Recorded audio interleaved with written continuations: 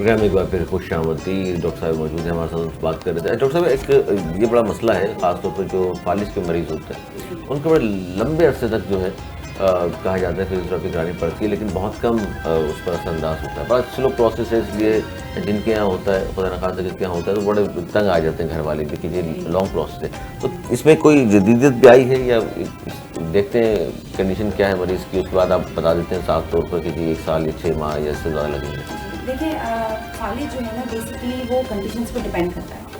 जिन 2-3 different conditions हैं जिनकी basis पे ये फालिज होता है। अब उस चीज़ ने जो भी चीज़ है या जो भी बोलस है या जो भी इन्फेक्शन है या जिस नौयत का डैमेज हुआ है ना, वो उस पर डिपेंड करता है कि आप जो पेशेंट है वो कितनी जल्दी रिकवर करेगा, इधर करेगा भी कि नहीं रिकवर करेगा। तो ये सारी कंडीशन है। कुछ जो मिनिमम टाइम है, जो कि बहुत अच्छी प्रोग्नोसिस की अगर तरफ हम जाएँ, तो ये 3 महीने में भी पेशेंट जो है वो रिकवरी पे आ जाता है, अगर उसकी प्रॉपर फिजियो हो तो। लेकिन कुछ कंडीशंस ऐसी होती हैं, लोग जो है वो समझते नहीं हैं कि नहीं देखें एक्सरसाइज कब करवानी है, भूल गए नहीं करवानी, मतलब सबके लोगों पे अपना अपना डिपेंड करता है। तो वो उस पर अगर कंसिस्टेंसी से लगकर करेंगे तो बहुत फ़र्क आता है। वो कंडीशंस बहुत बेहतर हुई हैं, लोग बिल्कुल ठीक भी हो जाते हैं। फिजियोथेरेपी कराएं मरीज़ के लिए, या घर पर भी इंतजाम कर लें, वो बेहतर हो जाता है? बिल्कुल, घर पे भी आजकल तो होम फिजियोथेरेपी बहुत ज़्यादा हो रही है, क्योंकि बहुत सारी कंडीशंस पेशेंट्स की ऐसी होती हैं कि वो नहीं जा पाते।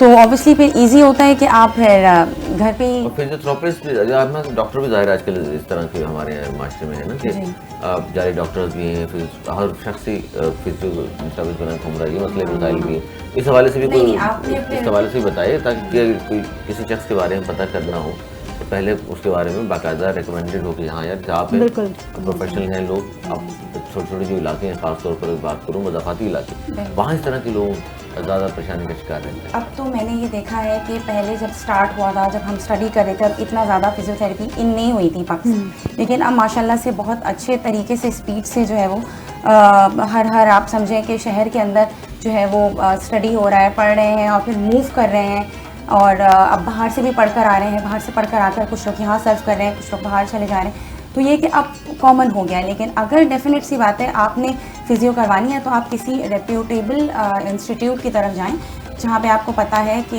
यहाँ से हमें अच्छे थेरेपिस्ट मिलेंगे जी, यहाँ पे प्रोफेशनल लोग होंगे वहाँ पर। जी एग्जैक्टली, प्रोफेशनल लोग आप उनसे करवाएंगे एग्जैक्टली, तो फिर डेफिनेट सी बात है। अच्छा डॉक्टर साहब, एक बड़ा मसला बहुत कॉमन हो गया है, वैसे पूरी दुनिया में है लेकिन पाकिस्तान में आजकल बहुत ज़्यादा है, वो है ये जो जोड़ों का दर्द है, घुटनों का दर्द है। इसके अच्छा, ये एक ज़माने में सुना करते थे कि बूढ़े अफराद जो हैं 60 साल से ज़्यादा जो हैं उनको होता है, लेकिन अब हम देख रहे हैं 50-40 किसी भी एज के लोगों को भी हमने देख लिया है कि उनको घुटनों में दर्द है या जोड़ों में दर्द शुरू हो जाता है। बेसिक वजूहात क्या है इसकी? देखिए, बहुत सारी वजूहात हैं, ठीक है। अब हमारी लाइफ पुरानी लाइफ के मुकाबले में बहुत चेंज हो चुकी है, सेडेंट्री लाइफस्टाइल हो गई है, आहिस्ता आहिस्ता करके इतनी ज़्यादा व्हीकल्स आ गई हैं कि लोगों ने चलना फिरना ही ख़त्म कर दिया। बिल्कुल नॉर्मल एक्टिविटीज़, आप ऑफिस से आए, अगर मैं मेल की बात करूँ, ऑफिस से आए, लेट गए, टीवी देखा, गैजेट्स इतने कॉमन हो गए, मोबाइल आ गए हाथ में, मोबाइल लेके बैठ जाते हैं। बहुत इशूज़ है, सिर्फ डाइट नहीं है, डाइट तो डेफिनेटली है, डाइट भी ख़राब हो गई। इतना कॉमन जंक हो गया है आजकल कि प्रॉपर जो एक फूड अच्छा होता था पुराने ज़माने में, और मतलब नेचुरल होते जी, अब वो नहीं है कि अब आपको नेचुरल अगर वाइटामिन्स की तरफ जाना है तो आपने फिर सप्लीमेंट्स ही लेने। बाकी है कि पिज़्ज़ा, बर्गर्स और ये सारी चीज़ें मतलब भर तो देती है पेट, लेकिन डाइट तो उतनी अच्छी नहीं है ना। प्लस कि एक्सरसाइज, वॉकिंग, ये सब नहीं है। ये सब आपकी जो है वो जोड़ मजबूत करती है, आपको चलने फिरना, वॉकिंग वगैरह, एरोबिक्स, ठीक है। स्लीप नहीं हो रही है आजकल, स्लीप आजकल बहुत ज़्यादा वो हो गई है लोगों की ख़राब, क्योंकि लेट कर भी ना लोग फ़ौरन नहीं सोते ना, गैजेट्स हैं, आपके मोबाइल हाथ में उठा लेते हैं, फिर लेके रील्स हैं या जो भी हैं वॉच कर रहे हैं, उससे जो है वो आपका स्लीप साइकिल बहुत बुरी तरह इफेक्ट करता है जी। तो इसमें क्योंकि डॉक्टर, इसमें खासतौर पर ख़वातीन की बात करूँगा मैं, घरेलू ख़वातीन जो है उनका बाहर निकलना जिनका बहुत कम होता है, वो ज़्यादा मुतासिर होती हैं इन चीज़ों से। तो आप जो बता रही हैं इसका मतलब है सिर्फ एक अहम वजह ये है कि चलना फिरना कम हो गया। जी देखिए, छोटी छोटी बहुत सारी एक्टिविटीज़ हैं, ठीक है। अब भी अगर ख़वातीन चाहें तो एडीएल से मतलब घर की चीज़ें ही इतनी है कामकाज कि उससे भी बहुत फ़र्क पड़ता है। देखिए, एडीएल्स क्या होते हैं? एक्टिविटीज़ ऑफ डेली लिविंग, जो हम लोग आजकल मतलब जो नॉर्मल घर में ख़वातीन माफी ना रखें, खुद काम करने लग जाएं, छोटी छोटी चीज़ें मतलब बहुत फर्क पड़ जाएगा। जी अली, ये जी बड़ा क्या अहम बात है। हाँ, जी, अल्लाह बिल्कुल करे ठीक ये कह सुन रहे भी हैं। लें तमाम खवातीन और समझ भी करें। जी जी डेफिनेट सी बात है, ये बात तो है। मैं अली से इस बारे में ज़रा बात करूँगी बाद में, अभी आप डॉक्टर अपने आंसर को लेकिन कंटिन्यू फूड रखें। भी डेफिनेटली, डाइट भी बहुत मैटर करती है कि प्रोटीन्स हैं, एक खास वो है। देखिए मैं आपको अगर ब्रेक कर दूँ ना, ब्रेक करके प्रोटीन में क्या आ गया, आपके एग्स आ गए, ठीक है, प्रोटीन के अंदर उसके बाद आपकी जो है वो एग्स के साथ आपका मिल्क वगैरह आ गया, ठीक है, ये चीज़ें हैं, आपका मीट आ गया, ठीक है, मीट है, ये सारी चीज़ें हैं, ये आपके मसल्स बनाते हैं, मसल्स की वो करती है, ठीक है, कार्बोहाइड्रेट्स हैं, ठीक है, आपका होल व्हीट है, पास्ता भी आजकल होल व्हीट में आ रहा है, मैदे वाला pasta is not healthy for the stomach digestion वगैरह तो एवरीथिंग। फिर रोटियां भी इसका मतलब नुकसानदेह होंगी? नहीं, रोटी नहीं है, होल व्हीट की बात कर रही हूँ ना मैं। अच्छा, whole मैदे wheat की रोटी तो बेहतर इतना है। नहीं होती है। ग्रेन्स grains आप basically। यूज़ करें, ग्रेन्स यूज़ करें। पिज्ज़ा जो है वो बेसिकली उससे मैदे से बना होता है, तो वो तो इतना जाहिर है इफेक्टिव नहीं होता है। इफेक्टिव नहीं होता। देखिए कभी कभार तो आप चल सकती है ना चीज़, अगर आप हैबिचुअल अपनी डाइट चेंज कर लेंगी, जो आजकल है पिज्ज़ा बच्चे नहीं खाते, ये बच्चे भी, नहीं खाते, सही बात है। तो हमने फिर चिप्स भी दे दिए, हमने ये भी दे दिया, जंक दे दिया, फ्राइड आइटम दे दिया, तो ये सारा जो है वो डाइजेशन भी आपका वो करता है, स्पेशली रमज़ान के अंदर तो जितना ज़्यादा आप जंक फूड से कितना नुकसान है साहिबा?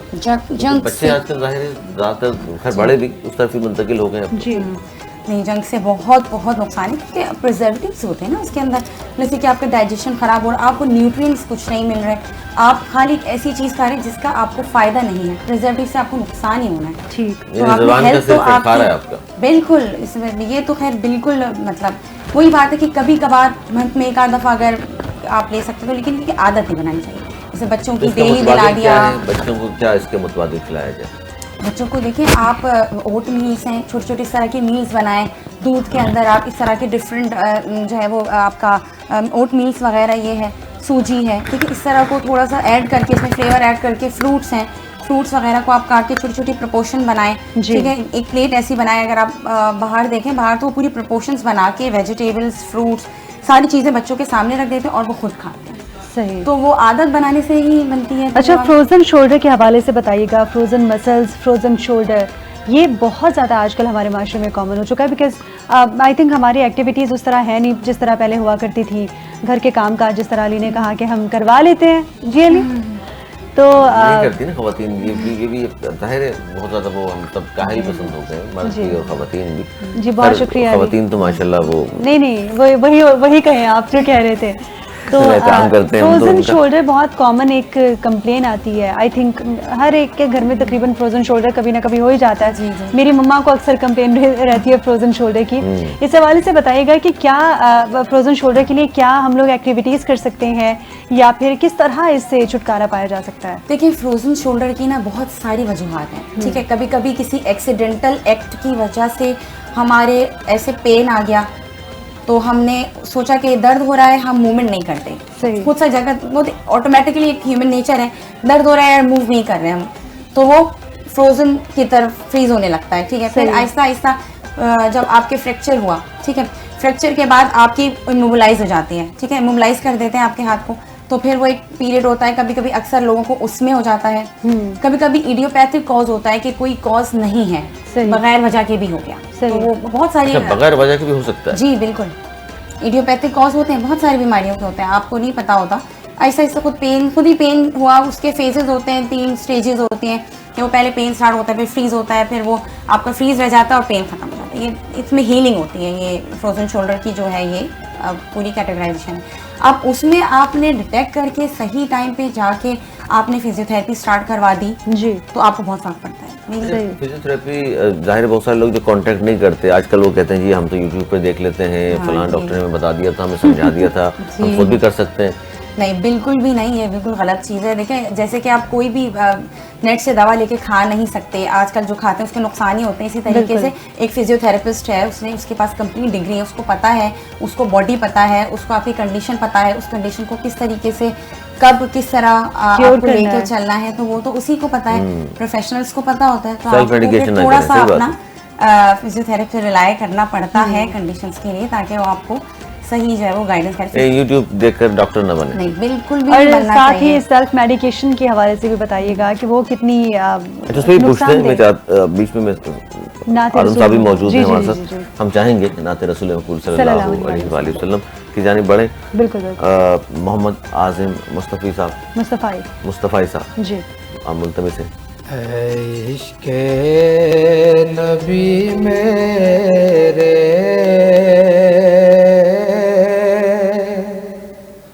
दिल में भी समा जाना,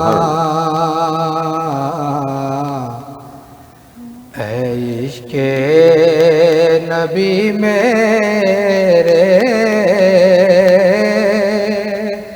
दिल में भी समा जाना, इश्क़े नबी मेरे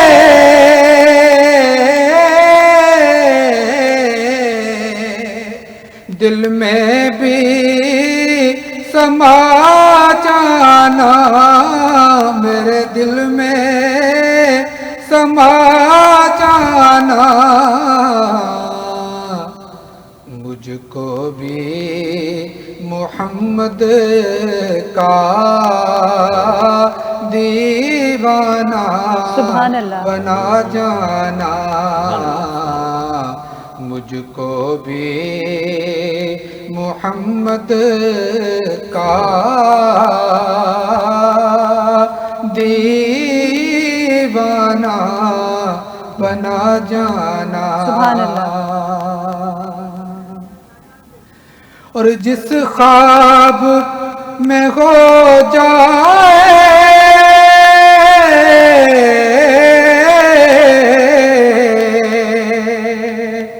दीदारे नबी गासिर,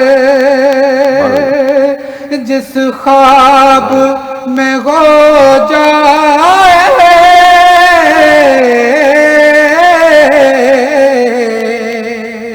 दीदारे नबी गासिर, इश्क कभी मुझको नींद ऐसी सुला जाना, सुभान अल्लाह, सुभान अल्लाह। इश्क कभी मुझको नींद ऐसी सुला जाना, और जो रंग के रूमी पर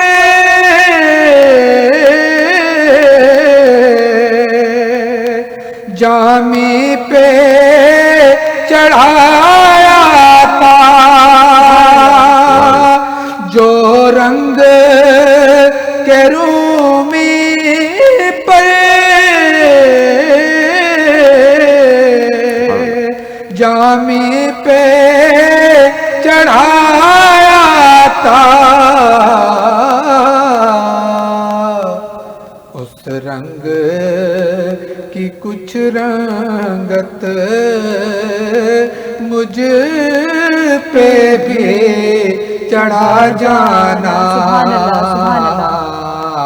उस रंग की कुछ रंगत मुझ पे भी चढ़ा जाना, मुझको भी मोहम्मद का दीवाना बना जाना। सुभान अल्लाह।